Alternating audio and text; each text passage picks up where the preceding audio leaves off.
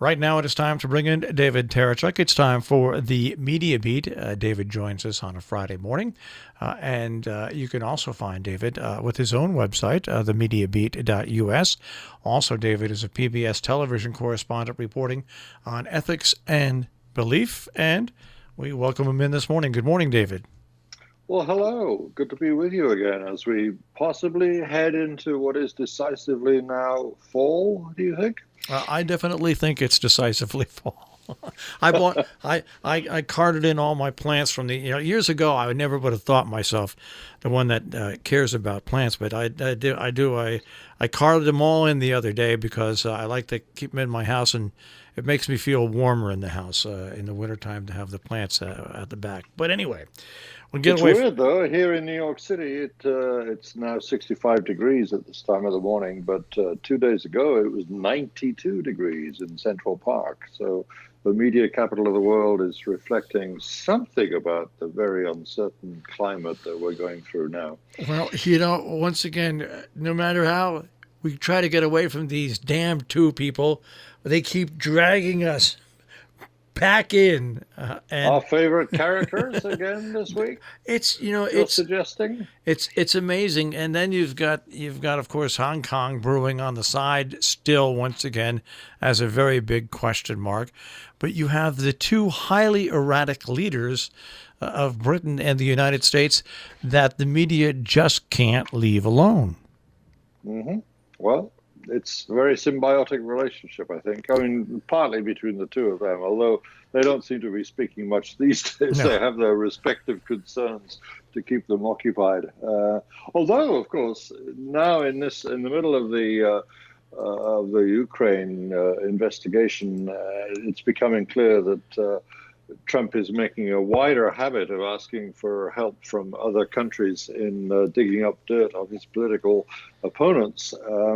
And it's suggested by one of London's leading newspapers, The Times, that he even asked Boris Johnson, Bojo, his British opposite number, for help. Although, the Times hasn't been able to confirm that beyond one single source, and no other media outlet has managed to corroborate it either. On the other hand, neither the White House nor Number 10 Downing Street have denied this, that Boris's aide was asked to help in the campaign against Biden, that Trump has evidently been trying to get other leaders to help him with, notably Ukraine, of course, making his own diplomats say in private texts to each other phrases like, "It's crazy to use denying security assistance to Ukraine as part of, an effort to get a political gain for yourself." And after that exchange between the diplomats, suddenly they were texting each other saying, "Let's get off, let's get off texting, let's talk out loud," or at least, not so evidently retraceable as those texts have in fact turned out to be. It's just such a story that's so bizarre. As you follow the impeachment inquiry, which will now very quickly become an impeachment process. I mean, the president wants this fight. The Democrats kind of wanted it because they're Democrats and they never really want anything other than to eat their own. But now it looks like they're both on that path.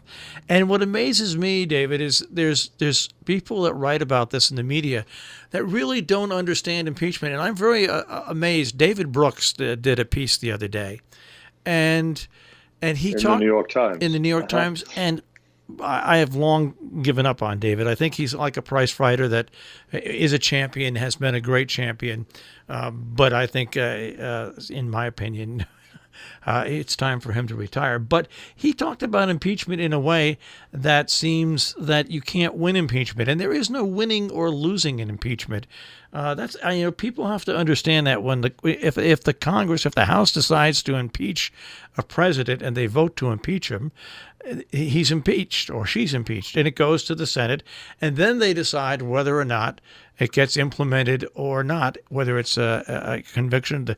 They totally repeat. It's important to remember, and I don't think David Brooks is fully remembering it, is that impeaching is more equivalent to accusing. It's not finding guilty, and that's the crucial difference. You're right. He or she is definitely impeached if someone in a public office is found essentially to have a charge to answer. That's all. I mean, it's a big all. That's all that impeachment is. It's the Senate in which it's decided whether or not this accusation is justified and the accused person is guilty or not. And most people who are president don't want to be impeached, whether they're convicted or not, simply because that asterisk remains with you the rest of your life. So just look at Richard Nixon. He didn't want to go through the whole process. He resigned. He resigned. Sure, yeah. And I think there are still some, perhaps rather over-optimistic individuals in our various branches of government who believe that may even be possible with this president. But no, he seems so determined to spoil for a fight, as he has done his entire life, really, that he's in a completely bring-it-on state. He's even, as of this morning or overnight, has been saying on the White House lawn, I believe, certainly in public, crying out to China to say, come on, China, help! You can help me too.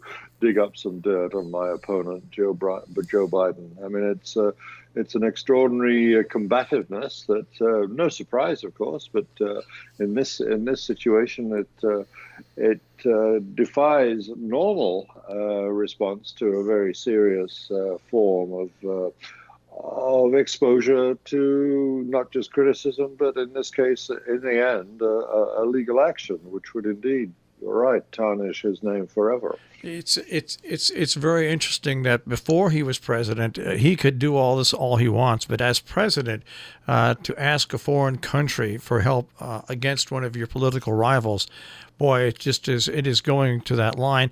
I know that will completely have gone haywire when he asks North Korea for help against Joe Biden. I know that's when the wheels will finally come off. Well, someone was suggesting to me the other morning that the trouble with Kim Il-sung in terms of digging up dirt is that he's far too busy developing intercontinental ballistic missiles to do that for Trump. He's going to have to decline the invitation. And then we go to Boris Johnson, where he talked about his settlement with the EU. And it sounded all grand and great until the EU responded. Yeah, he's still heading towards that ultimate deadline of Halloween. So ironically enough, trick or treat for Brexit on October 31st. But yeah, he changed his tune a little bit. He sounded very complacent with Europe. He wasn't the brash sort of slug it out sort of rhetorician when he actually put some paper together to suggest to the European Union that there is some scope for agreement here, and he used himself the word compromise to describe it. Opportunities for compromise, at least, and sure, the Europeans took one look at it and said, "Well, no, you've got to work on this again. I'm afraid. Go back and do your homework one more time. You have a week now, just a week from today, Friday, to come up with a better suggestion than this. Because when it gets down to the details, well, as some media people, the BBC in particular, have been reporting, there is very little detail there. There's some broad brush suggestions for Northern Ireland in particular, that part of the United Kingdom, somehow or other staying within the customs union of the European Union, while at the same time coming out of it with the rest of the UK. But quite how that is going to actually work in practical terms is not spelled out in this document, and certainly the European Union country most affected by that, the one staying in Europe, that is, Ireland, are far from impressed by it, and they say this is no basis for reaching any kind of agreement. And so, back to the drawing board for Boris, I'm afraid. And he'll have only one more week to work on it. It's just amazing to sit here, and I guess what I don't understand and is that the media, at least in this country that I've seen, and I actually tried to watch some of the media the other day, and I just had to turn it off simply because here's the problem over here, and we've got fine journalists. I'm not criticizing journalists at all. What I'm criticizing is the way these journalists are asked to present news on television. These people that they bring in, the talking heads and everything, instead of letting them just be themselves, everybody's brought in, and I would be willing to say that directors and producers say to these people, we need real interesting clips. We need something that really goes out there and sells. Sound bites. Yeah. Maybe they should just send in. Maybe they should just send in like no heads, just the neck. That would be a. I am listening to the two of you with interest, and I would like to take a little poll at this moment. Do you believe that there will be do you, Marshall Miles, believe that there will be a deal with the EU? With the EU? Yes or no? A deadline. By the deadline? Yes, I do. Okay. David Tereshchuk, do you believe that there will be a deal with the EU by the deadline? By the deadline of a week from today? Yep. Or the deadline by the ultimate deadline by Halloween? Halloween. They will not crash out is basically what I'm asking. That there will be a deal, they will not crash out. No, I have no belief that that I do not. Let me put the two negatives together. I do not believe they will not crash out. I think there is still a possibility they will crash out with no deal. Well, yes, a possibility, but you are making a wager that they will crash out. I'm almost convinced they will. Yeah. Okay. All righty. And it's amazing what pressure that will put on. And by the way, the ultimate repercussion of that is that I'm predicting chaos. Of course, you appreciate that. Naturally, but that's your job because you are in the media. This is the thing. My considered view that Boris is bent on a collision course that will result in chaos. Yeah. All right. That is question one. And what's question two? Question two is, actually, that's question three. Question two is, in following this coverage, did you notice that the second time he prorogued, Alex prorogued Parliament, it didn't even get a blip? That's right. The second time around, people don't seem so upset. I know. But of course, it's the Parliament is not being suspended for as long or so. Well, no, they had the brouhaha. But all the same, yeah, you're right. It's as if the second time around it doesn't really matter. Well, because they, in theory, what they'll say is they got everything in place that they wanted to have in place and that's what I'm just saying. That's what they'll say. I understand. Can make faces, but that's the way it's. No, you're absolutely right. I'm not disagreeing with what you're saying. What I'm saying is, hey, folks, if you think for 1 second that you're being presented with the full meal instead of just the a la carte version of what it is that your preference is, would you like chicken or fish or veg? Well, but that goes to everything. Like I know. David, I have to laugh. Yesterday, I'm going home, and of course, the Bernie Sanders heart treatment, where they just which they do to 10-year-olds and 90-year-olds, where they put a stent in, and he's recovering and everything. All the networks over here, the mainstream networks, are just saying this is the end. This is what, this is that, and then all of a sudden, over the next 2 days, one, Joe Biden comes in and he's only raised $15 million, which is only $5 million more than Andrew Yang, after Bernie Sanders raised almost $29 million. And two, the polls that I was coming in this morning and I was listening to the BBC, and they had a result on polls from California, polls from Michigan, polls from Pennsylvania, and what three people are all tied at the top of those polls are Bernie Sanders, Elizabeth Warren, and Joe Biden.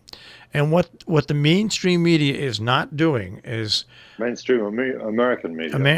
Mainstream American media is what they're not doing, which is a disservice, is they're showing the groundwork that's about to take place over the course of the next 4 months.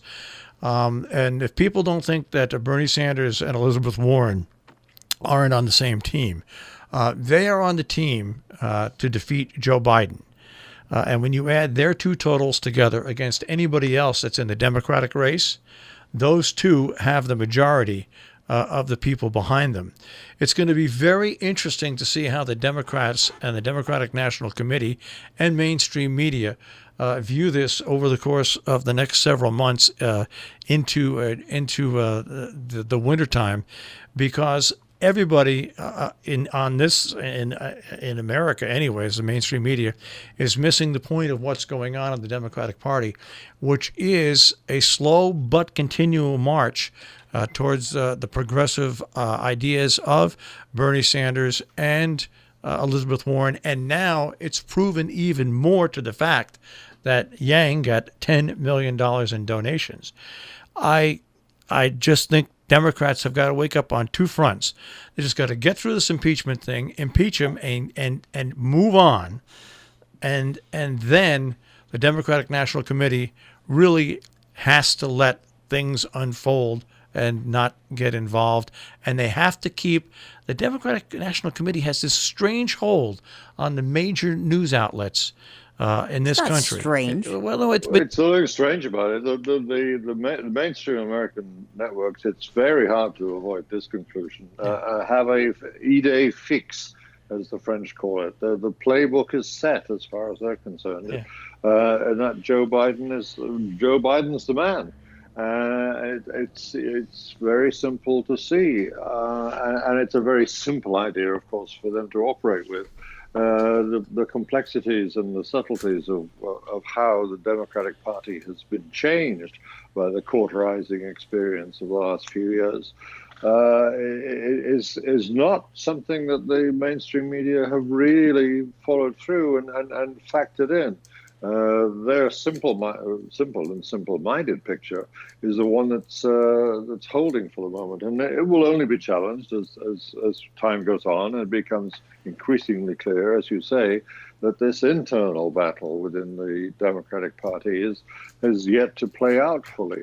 And you know, some people like you maybe would say that they're eating their own. Others would say that the democratic process is at work in the Democratic Party, and certain changes, quite fundamental changes, are at work.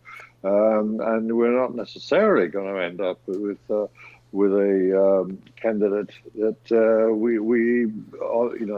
our mainstream media are generally predicting for us right now. That's right. Well, they put something. I agree with you. But how can they miss on all three counts? It's the amount of, and the ability to raise funds. And then you can't take polls now any seriously, but you can take, if you get 3 or 4 polls that come out and they're roughly in the same thing, the same area, it's a good indicator, just an initial indicator that there's something adrift, something to shift, and not even Fox, not NBC, not CNN, no one, not ABC, not CBS, is pointing out the inevitable, and it just stands out there. When it comes to strategic thinking, I don't think Fox is even interested in it. Fox is treating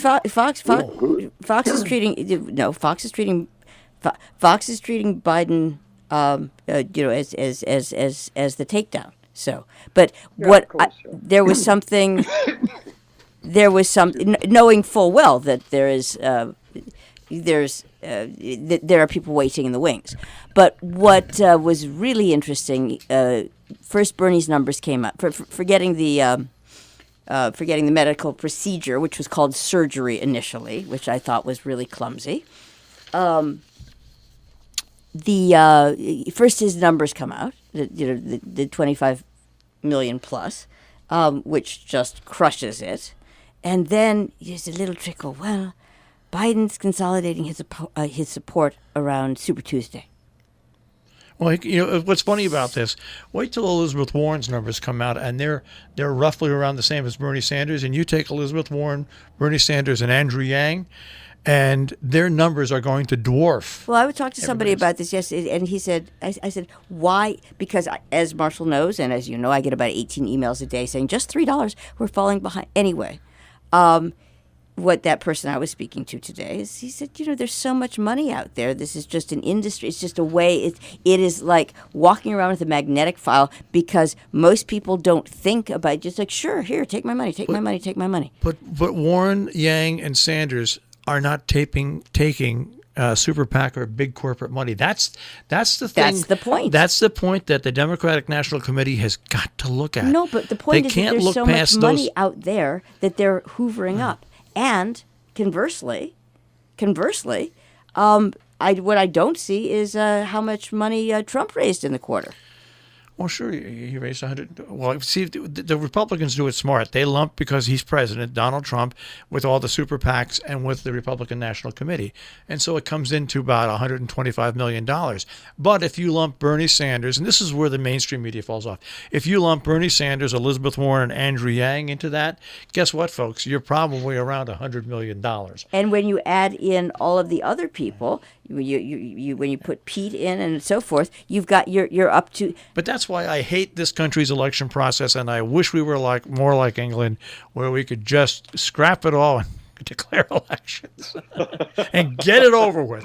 Right. Well, yeah. But I mean, it's very, very difficult, especially over the protracted length of the American campaign. 4 years, you mean? Ever be in the business of comparing like with like, and when you're talking about bundling everything together on, in amongst people's fundraising capabilities,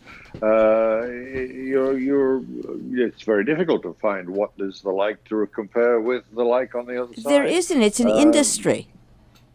Oh, sure. I mean, and it's insulting. Extremely complex, and you're taking your head in your hands when you attempt to make some direct comparisons. But it's certainly true that it's a lot more complicated and a lot more uncertain than the game plan of the major networks as they allocate their resources to reporting at the moment. It's as if we're all a done deal, and it's a Trump-Biden fight from now on. And of course, it's very far from being that. Irrespective of the impeachment process, that basically will focus a lot on Biden, as it inevitably must. Well, to be continued. Absolutely, it needs to be the next episode carefully followed. Yeah. Thank you very much, David Tereshchuk, the Media Beat. Thank you. And of course, you can join David every Friday here on Robin Hood Radio with the Media Beat rebroadcast on the weekends and next week as well.